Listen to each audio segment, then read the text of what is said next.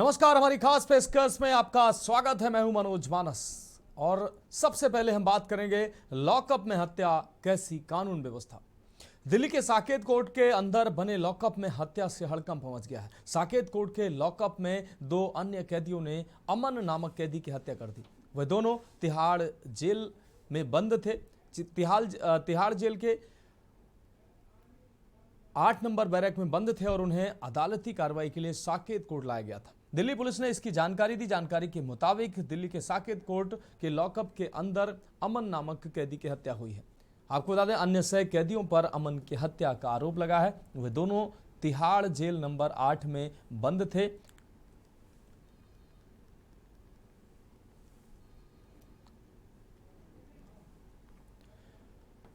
तो अमन की हत्या की गई, उन्हें अदालती कार्रवाई के लिए साकेत कोर्ट में लाया गया था।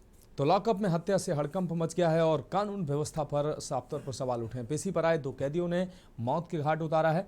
अमन नामक कैदी की हत्या हुई है, अन्य 2 कैदियों ने हत्या की है। दिल्ली की साकेत कोर्ट में ये लॉकअप में हत्या हुई है और इस हत्या से हड़कंप एक तरफ मच गया, दूसरी तरफ कानून व्यवस्था और सुरक्षा पर भी सवाल उठे हैं। पेशी पर आए 2 कैदियों ने अमन नामक तीसरे कैदी को मौत के घाट उतारा है।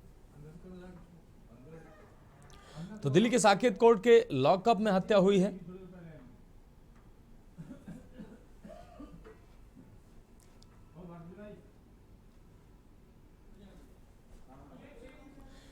और अखिलेश सिंह हमारे विशेष संवाददाता ज्यादा जानकारी के लिए हमारे साथ दिल्ली से जुड़ गए हैं। अखिलेश जी, साकेत कोर्ट के लॉकअप में कैदी की हत्या हुई है। हत्या के बाद से सुरक्षा व्यवस्था पर सवाल उठ रहे हैं, क्या कहेंगे?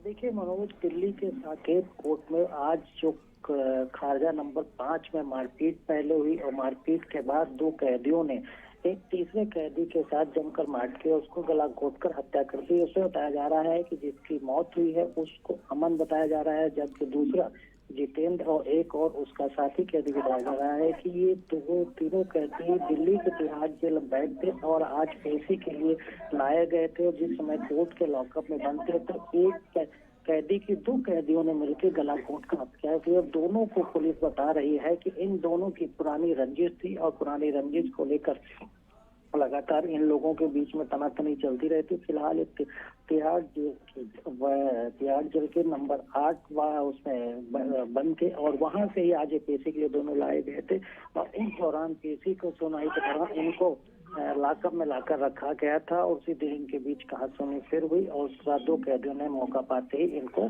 गला घोंटकर हत्या अमन की कर दी। फिलहाल पुलिस इस मामले में और जांच कर रही है और पुराने कनेक्शन इसमें क्या है उन्हें। फिलहाल अगर साकेत कोर्ट की बात की जाए तो साकेत कोर्ट के अभी पिछले ही समय 2023 में भी इसी तरह की बात हुई थी। कामेश्वर सिंह के नाम के व्यक्ति ने भी ताबड़तोड़ गोली फायरिंग करके एक हत्या की थी। तो कहा जा सकता है कि साकेत कोर्ट में इस तरह की घटनाएं बार बार होती हैं तो साकेत कोर्ट की सुरक्षा व्यवस्था पर सवाल जरूर खड़ा होता है।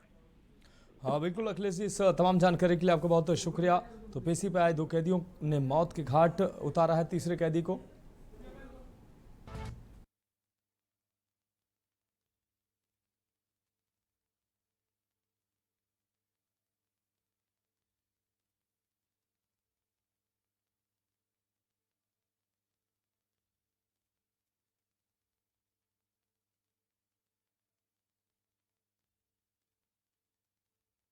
अब हम बात करेंगे मासूम से दुष्कर्म, राजधानी हुई शर्मसार।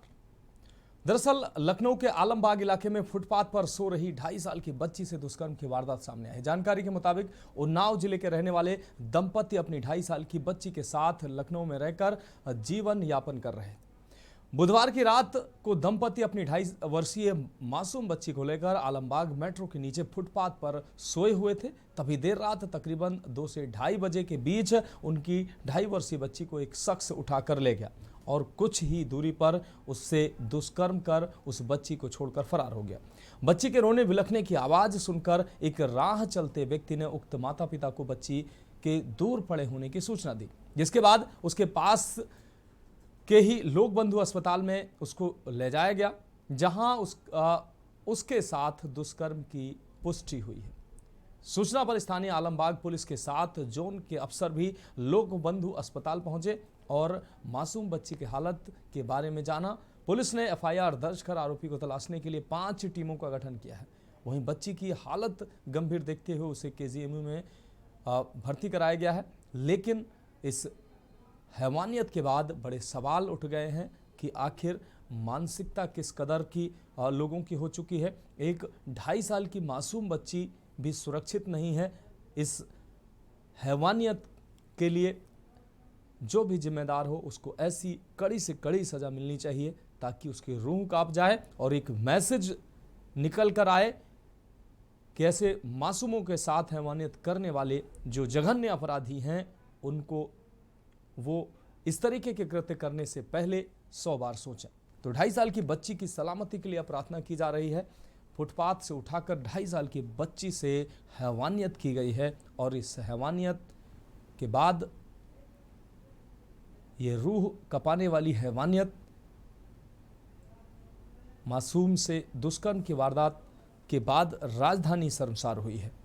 2.5 साल की मासूम बच्ची की अब सलामती के लिए प्रार्थनाएं की जा रही हैं। लोक बंधु अस्पताल से मासूम को केजीएमयू के लिए रेफर कर दिया गया है। लेकिन मासूम से जिस तरीके से हैवानियत हुई है इससे राजधानी शर्मसार हुई है। हमारे संवाददाता शिवा शर्मा ज्यादा जानकारी के लिए हमारे साथ जुड़ गए हैं। शिवा, लखनऊ में मासूम से दुष्कर्म की वारदात सामने आई है जिससे राजधानी शर्मसार हुई है। 2.5 साल की मात्र मासूम के साथ हैवानियत की गई है।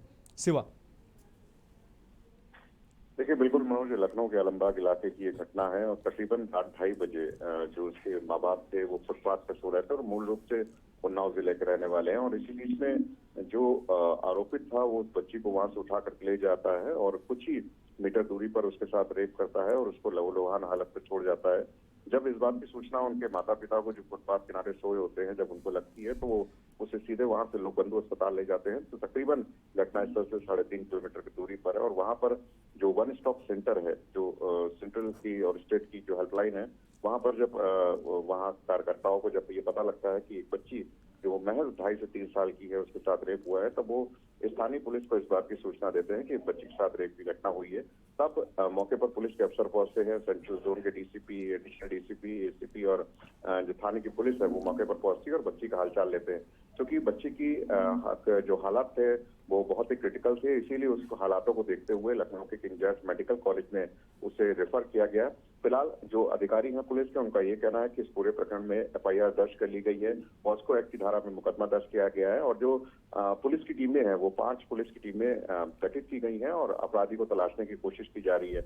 बड़ी बात है कि लखनऊ के अंदर इस तरीके की घटना हुई है तो जाहिर सी बात है कि शर्मसार जरूर हुआ एक बार और लोग इस बात की सलामती कर रहे हैं कि बच्ची को किसी भी तरीके की कोई तकलीफ ना हो और बच्ची पहले की तरीके सही हो जाए। तो एक तरफ पुलिस की टीम अपनी इन्वेस्टिगेशन कर रही है और अपराधी को तलाशने की कोशिश कर रही है और दूसरी तरफ बच्ची की सलामती की दुआ के लिए उसके परिजन, लखनऊ के भी लोग और तमाम जो अन्य लोग हैं जो उससे जुड़े जो लोग हैं वो उसकी दुआ कर रहे हैं। हाँ बिल्कुल शिवा शर्मा, इस तमाम जानकारी के लिए आपका बहुत शुक्रिया। तो गुनहगार अभी तक पुलिस के गिरफ्त से दूर है। 5 टीमों का गठन किया गया है। तो मासूम से दुष्कर्म की वारदात ने राजधानी को शर्मसार किया है। महज 2.5 साल की मासूम के साथ हैवानियत की गई है। बच्ची की सलामती के लिए लोग प्रार्थना कर रहे हैं। और अब हम बात करेंगे सरयू महोत्सव का आगाज। अयोध्या में सरयू जयंती के मौके पर सीएम योगी ने सरयू तट पर पहुंचकर मां सरयू का पूजन अर्चन किया। इसी के साथ सरयू महोत्सव का आगाज हो गया। आपको बता दें आज गंगा दशहरा भी है। माना जाता है कि आज से ही द्वापर युग की शुरुआत हुई थी। सरयू तट से सीएम योगी राम मंदिर ट्रस्ट के अध्यक्ष महंत नृत्य गोपाल दास के जन्मोत्सव कार्यक्रम में शिरकत करने पहुंचे। तो आज अयोध्या के लिए खास दिन रहा। आज अयोध्या में मुख्यमंत्री योगी आदित्यनाथ अयोध्या में आज 6 घंटे रहे हैं और इस 6 घंटे में उन्होंने तमाम कार्यक्रम किए हैं, जिसमें से प्राण प्रतिष्ठा जो महत्वपूर्ण कार्यक्रम था उसको किया है। अब इस वक्त योगी आदित्यनाथ सरयू के घाट पर हैं और गंगा दशहरा के इस पर्व पर सरयू महोत्सव का आगाज कर रहे हैं। सरयू महोत्सव के आगाज में मुख्यमंत्री इस वक्त सरयू नदी में अभिषेक कर रहे हैं। दुग्धाभिषेक हुआ है और उसके साथ अब ये आरती का क्रम आप सीधा लाइव तस्वीरों में देख पा रहे हैं। अभी इस वक्त मां सरयू की सरल धारा में बैठे हुए आप धारा भी देख पा रहे होंगे और ये भी देख पा रहे होंगे कि योगी आदित्यनाथ किस तरीके से मां सरयू की आरती कर रहे हैं। उनके साथ इस वक्त अयोध्या के विधायक मौजूद हैं और उनके साथ महंत राजू दास भी मौजूद हैं और महंत सूरज दास भी मौजूद हैं हनुमानगढ़ी के, और भी तमाम गणमान्य साधु संत मौजूद हैं। आज इस योगी आदित्यनाथ का जन्मदिवस भी है, तो इस अवसर पर योगी आदित्यनाथ को तमाम साधु संतों ने आशीर्वाद भी दिया है और ये भी कामना की है कि वो दीर्घायु रहें और जल्द ही पूरे प्रदेश का विकास करते रहें। कैमरा पर्सन अभिषेक के साथ शिवेंद्र द्विवेदी, के न्यूज़ इंडिया। और इस खबर पर अहम अपडेट के लिए हमारे संवाददाता शिवेंद्र द्विवेदी अयोध्या से हमारे साथ जुड़ गए हैं। शिवेंद्र, आज सरयू महोत्सव का आगाज हो गया है। अयोध्या वासियों के लिए आज का दिन काफी खास रहा। सरयू महोत्सव के आगाज के मौके पर मुख्यमंत्री मौजूद रहे और उन्होंने सरयू की आरती की। और राम मंदिर परिसर के दृष्टिकोण से अगर देखा जाए तो अयोध्या वासियों के लिए आज का दिन काफी खास रहा। शिवेंद्र जी मानस, अयोध्या के लिए आज का दिन एक ऐतिहासिक दिन भी है और उसके साथ साथ बेहद खास दिन भी है। जैसे कि आपको याद होगा, पिछले साल 2024 में 22 जनवरी को प्राण प्रतिष्ठा हुई थी। रामलला एक बाल स्वरूप में 5 साल के बच्चे के स्वरूप में इनकी प्राण प्रतिष्ठा की गई थी। तो उसी तरीके से आज के दिन यहाँ पर एक और प्राण प्रतिष्ठा हुई है, जिसमें राम दरबार के रूप में जिसमें मूर्तियों को लगाया गया है और उसमें राम भगवान को राजा राम के तौर पर उनकी मूर्तियां बनाई गई है और उनकी प्राण प्रतिष्ठा की गई है। इसके साथ ही इस मौके पर विशेष रूप से योगी आदित्यनाथ भी मौजूद रहे। उन्होंने ही इस प्रतिष्ठा के पूरे कार्यक्रम में अंतिम कार्यक्रम में उन्होंने अपने हाथों से इस कार्यक्रम को संपन्न कराया और उसके बाद उन्होंने सरयू महोत्सव का भी आगाज किया, जो कि 3 दिवसीय कार्यक्रम होने वाला है। उसमें भी उन्होंने शिरकत की और मां सरयू के का दुग्धाभिषेक किया। उसके साथ मां सरयू को चुन्नी भी चढ़ाई और इसके बाद वो यहाँ से अपने राम कथा पार्क के लिए गए और वहां से महंत नित्य गोपाल दास, जो कि अध्यक्ष है राम जन्मभूमि तीर्थ क्षेत्र ट्रस्ट के, उनके यहाँ भी शिरकत की, उनसे भी मुलाकात की। उनका भी जन्मदिवस का कार्यक्रम चल रहा, उसमें भी थी। और इसके साथ साथ एक विशेष चीज और भी थी कि आज योगी आदित्यनाथ का भी जन्मदिन था। तो ऐसे में उन्होंने तमाम संतों से, अयोध्या के संतों से आशीर्वाद लिया और आशीर्वाद लेने के बाद उन्होंने आज के दिन को अपने लिए भी सफल बनाया और साथ में अयोध्या के लिए भी ये एक ऐतिहासिक दिन रहा है। मानस।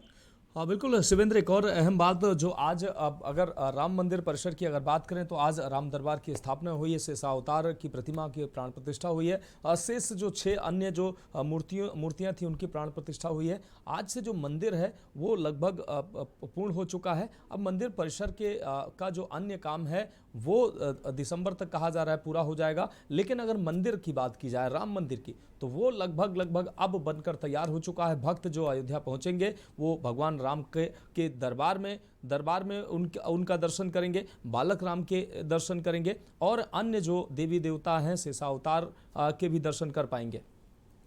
जी बिल्कुल, रामलला का दर्शन तो सुचारू रूप से चालू ही है। रामलला का दर्शन आज भी आने वाले श्रद्धालु रोज कर रहे हैं। लेकिन जो आज प्रतिष्ठा हुई है, जिन मूर्तियों की आज प्रतिष्ठा हुई है, उनका जो दर्शन होना है वो दर्शन अभी विचाराधीन है कि वो कब से आम जो लोगों के लिए उस दर्शन को खोला जाएगा। इसके साथ ही जो मूर्तियां आई थी वो सफेद संगमरमर, मार्बल के संगमरमर की हैं और जिन्हें विशेष जयपुर के कारीगरों ने जिनका निर्माण किया है, ये तो जो मूर्तियां हैं उनकी भी स्थापना आज की गई। तो इनके जो दर्शन का क्रम है वो कभी जब अगली शायद प्रेस वार्ता होगी जो वहाँ के अध्यक्ष है चंपत राय जी, उनके माध्यम से तो हमें पता चल पाएगा कि क्या है, कब से आम लोगों के लिए ये दर्शन सुचारू रूप से चलता है। और मंदिर का जो कार्य है वो भी लगभग पूर्णता की ओर है। जून जुलाई के महीने में और दिसंबर के महीने में पूरी तरीके से मंदिर बन जाएगा। गर्भगृह की अगर बात करें तो गर्भगृह वो पूरी तरीके से बनकर तैयार है। बाकी जो बाहरी दीवारें बननी है और भी किनारे की जो बाउंड्री परकोटे बनने हैं, उन्हीं का कार्य केवल शेष बचा है। तो जैसे ही ये काम हो जाएगा तो मंदिर को कहा जा सकता है मंदिर पूर्णता रूप से बनेगा। लेकिन हाँ, ये कहा जा सकता है कि अब जितने भी उसमें देवी देवताओं का को का घर बनाना था वो पूरी तरीके से बनकर तैयार है मंदिर में। हाँ बिल्कुल शिवेंद्र, इस तमाम जानकारी के लिए आपका बहुत शुक्रिया। तो सीएम योगी ने सरयू तट पर पूजा अर्चना की। आज मुख्यमंत्री का भी जन्मदिन था और सरयू महोत्सव के आगाज में मुख्यमंत्री अयोध्या पहुंचे, राम दरबार की स्थापना के बाद सरयू तट पर पहुंचे और मां सरयू की पूजा अर्चना की, आरती की, उसके बाद लखनऊ के लिए रवाना हुए। और अब हम बात करेंगे गंगा दशहरा का पर्व देवगंगा मंदाकिनी का पूजन। भगवान श्री राम की तपोभूमि चित्रकूट में गंगा दशहरा का पर्व बड़े धूमधाम से मनाया जा रहा है। कामतानाथ मंदिर के महंत मदन गोपाल दास महाराज और दिगंबर अखाड़ा के महंत दिव्य जीवन दास महाराज के नेतृत्व में सैकड़ों साधु संतों ने माता सती अनुसुईया के तपोबल से अवतरित हुई देवगंगा मंदाकिनी का पूरे विधि विधान के साथ पूजन किया। इसके साथ ही देश भर से चित्रकूट आए लाखों श्रद्धालुओं को मंदाकिनी की स्वच्छता अविरलता की शपथ दिलाई गई। इस मौके पर कामतानाथ मंदिर के चित्रकूट के महंत मदन गोपाल दास महाराज ने कहा कि देवगंगा मंदाकिनी का चित्रकूट की पावन धरा पर अवतरण साधु संतों और जनमानस के कल्याण के लिए हुआ। महंत ने कहा कि विश्व के करोड़ों श्रद्धालुओं की श्रद्धा और आस्था की केंद्र देवगंगा मंदाकिनी को स्वच्छ और निर्मल रखना सभी का दायित्व है। आज गंगा दशहरा का पावन पर्व है। गंगा जी का अवतरण इस भूलोक में जनता जनार्दन की प्यास बुझाने के लिए, मोक्ष प्रदान करने के लिए पृथ्वी तल पर हुआ। माता गंगा ने कहा कि पृथ्वी तल पर मुझे अनेक प्रकार से परेशान किया जाएगा, लेकिन ब्रह्मा जी और भगवान के आदेश से माँ गंगा का इस लोक में भागीरथी के अथक प्रयास से अपने पूर्वजों को तारने के लिए उन्होंने जो तपस्या की थी, अखंड तपस्या की थी, उसके प्रतिफल स्वरूप, वरदान स्वरूप ब्रह्मा विष्णु महेश तीनों के वरदान स्वरूप माँ गंगा का अवतरण इस लोक में, भूलोक में हुआ। और ये माँ मंदाकिनी बहुत ही पावन पवित्र, इनका अवतरण माँ अनुसुईया के तपोव्रत से इस लोक में चित्रकूट की पावन धरा पर हुआ। दशहरा के पावन उपलक्ष्य में चित्रकूट धाम माँ मंदाकिनी के तट पर हम लोगों ने गंगा पूजन किया, जिसमें अखाड़ा के और सभी संत लोग यहाँ पर उपस्थित हैं, महंत लोग उपस्थित हैं। और माँ मंदाकिनी जी में जो लोग भी स्नान करते उनके लिए एक नया संदेश भी है कि हम लोग स्वच्छता का विशेष ध्यान दें। ये हमारी माँ हैं और आज के दिन इनका प्रादुर्भाव हुआ था, यहाँ पर ये प्रकट हुई थी, तो हम लोग उनको माँ मानते हैं। इस दृष्टि से सभी लोगों को मैंने जागरूक भी किया है कि माँ मंदाकिनी के घाटों को स्वच्छ रखें, प्लास्टिक पन्नी का उपयोग ना करें और जो लोग भी स्नान कर रहे हैं इन नियमों का पालन करते रहें। और पूजन हम करें तो पूजन में हम वो सामग्री ना डालें जो गंगा जी को प्रदूषित करती है। और रतन पटेल हमारे संवाददाता ज़्यादा जानकारी के लिए हमारे साथ चित्रकूट से जुड़ गए हैं। और रतन, अगर बात की जाए तो आज गंगा दशहरा के अवसर पर चित्रकूट का दृश्य जो था वो देखने लायक था। देवगंगा मंदाकिनी का पूरे विधि विधान से पूजन किया गया है, क्या कुछ अहम अपडेट है? जी, हमारा आपको बता दें कि आज चित्रकूट में गंगा दशहरा का पर्व बहुत ही धूमधाम से मनाया जा रहा है। देश भर से लाखों श्रद्धालु चित्रकूट आए हुए हैं और यहाँ पर मंदाकिनी में आस्था की डुबकी लगा रहे हैं। इसके बाद मनोकामनाओं के पूरक भगवान कामतानाथ जी का जो है आशीर्वाद दे रहे हैं, परिक्रमा लगा रहे हैं। और आपको बता दें कि मंदाकिनी माता सती और अनुसुईया के तपोबल से ही अवतरित हुई थी धरती पर। और इस मंदाकिनी का चूंकि स्नान का विशेष महत्व है, इसका महत्व प्रयागराज की संगम से कई गुना अधिक है, क्योंकि साल में एक बार प्रयागराज स्वयं अपने पापों को समन करने के लिए चित्रकूट की देवगंगा मंदाकिनी में स्नान के लिए आते हैं। ये ऐसी परंपरा मानता है।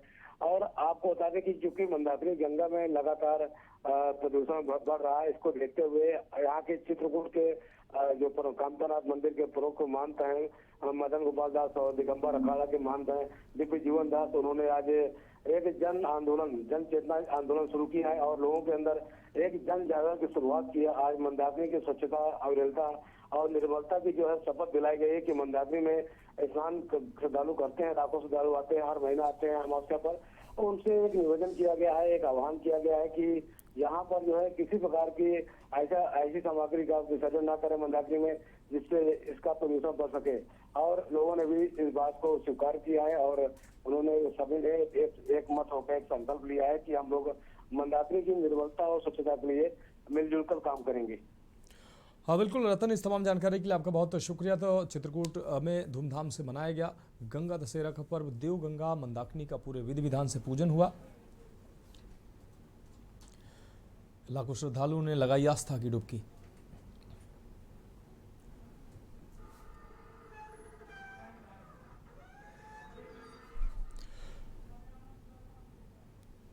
तो हमारी खास पेशकश में फिलहाल वक्त एक ब्रेक का। ब्रेक के बाद हम बात करेंगे पर्यावरण दिवस पर अनूठी पहल की। ब्रेक के बाद हमारी खास पेशकश में एक बार फिर से आपका स्वागत है। बात करेंगे अगली अहम खबर की। पर्यावरण दिवस पर अनूठी पहल की हम बात कर रहे हैं। खबर उन्नाव से है, जहां विश्व पर्यावरण दिवस पर एक अनोखे अभियान की शुरुआत हुई है। एक पेड़ मां के नाम अभियान के तहत डीएम गौरांग राठी ने डीएम कार्यालय परिसर में पौधारोपण किया। ये अभियान पर्यावरण संरक्षण को जन आंदोलन का रूप देने का प्रयास है। इसमें हर व्यक्ति को अपनी मां या मातृतुल्य महिला की स्मृति में एक पौधा लगाना है। जिले की सभी तहसीलों और ब्लॉक मुख्यालयों में पौधारोपण कार्यक्रम आयोजित किए गए। आपको बता दें कि स्कूली बच्चों ने इस मुहिम में उत्साह से भाग लिया। उन्होंने पौधे लगाने के साथ जागरूकता रैली भी निकाली है। इन बच्चों ने पेड़ लगाओ, जीवन बचाओ और प्रकृति से प्रेम करो जैसे नारे भी लगाए। जिला प्रशासन, वन विभाग, नगरपालिका और शिक्षा विभाग ने समन्वय से कार्यक्रम का आयोजन किया।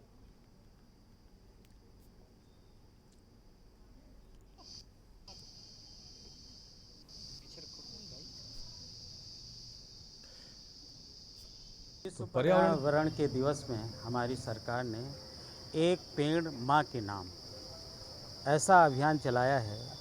तो जहाँ माँ बाप जो पाल्य होते हैं, अगर वो जुड़ जाते हैं तो एक विस्तृत अभियान देश में चलेगा। तो आज जिसकी शुरुआत हो गई है पर्यावरण के दिन, और मेरे को भी सौभाग्य मिला है कि जिला अधिकारी कार्यालय के सामने मैंने अनार का पौधा रोपित किया है। पूरे प्रदेश में माननीय मुख्यमंत्री जी के निर्देश पर एक पौधा माँ के नाम की जो थीम है उसके उपलक्ष्य में आज उन्नाव में भी प्रत्येक तहसील में, प्रत्येक ब्लॉक में माननीय जनप्रतिनिधियों के साथ उनके मार्गदर्शन में ये मुहिम उन्नाव में भी जोर शोर से चल रही है, मनाई जा रही है। और अब हम बात करेंगे ट्रैफिक कंट्रोल के लिए तैयार सिस्टम मददगार। लखनऊ की ट्रैफिक पुलिस अब और भी तेज और हाईटेक हो गई है। शहर में ट्रैफिक कंट्रोल और आम नागरिकों की मदद के लिए पुलिस को नई 42 रेसर मोबाइल बाइकें मिली हैं। ये बाइकें GPS, breath analyser, loud speaker, handset और मोबाइल फोन जैसी अत्याधुनिक तकनीकों से लैस है। पुलिस कमिश्नर अमरेंद्र सिंह सेंगर ने रिजर्व पुलिस लाइन में इन बाइकों को हरी झंडी दिखाकर रवाना किया। ये बाइकें ITMS integrated traffic management system से जुड़ी होंगी, जिससे कंट्रोल रूम से लाइव मॉनिटरिंग और तेज प्रतिक्रिया संभव होगी। बाइक सीट, आपको बता दें, बाइकें बीट सिस्टम के तहत सड़कों पर तैनात की जाएंगी और न सिर्फ ट्रैफिक नियंत्रण करेंगी बल्कि जरूरतमंदों को तुरंत मदद भी देंगी। अवैध रिक्शा और बिना परमिट वाहनों पर भी सख्त कार्रवाई की जाएगी। आपको बता दें, मानसून के मौसम में पुलिसकर्मी रेनकोट और छाते के साथ पूरी मुस्तैदी से तैयार रहेंगे। हर बाइक की रिपोर्टिंग संबंधित ACP को दी जाएगी। ये नई पहल लखनऊ को जाम से मुक्त और सुरक्षित सड़क यातायात के लिए एक बड़ा कदम साबित होगी। लखनऊ की यातायात व्यवस्था को सुदृढ़ करने के लिए बहुत सारे कदम उठाए जा रहे हैं। विभिन्न प्रकार के फ्लाईओवर्स बनाए जा रहे हैं, यू टर्न की व्यवस्था की जा रही है, ट्रैफिक इंजीनियरिंग के इंटरवेंशंस हो रहे हैं। कई जगहों पे हम लोग इंक्रोचमेंट हटा रहे हैं। नगर निगम अन्य इकाइयों की मदद से LDA और तमाम अन्य इकाइयाँ भी इस दिशा में कार्यरत हैं। साथ ही साथ लोगों को जागरूक भी किया जा रहा है और इन्फोर्समेंट की दृष्टि से ये एक रेसर मोबाइल का जो हम लोगों ने कदम उठाया है वह इन्फोर्समेंट में एक मील का पत्थर मैं समझता हूँ कि साबित होगा।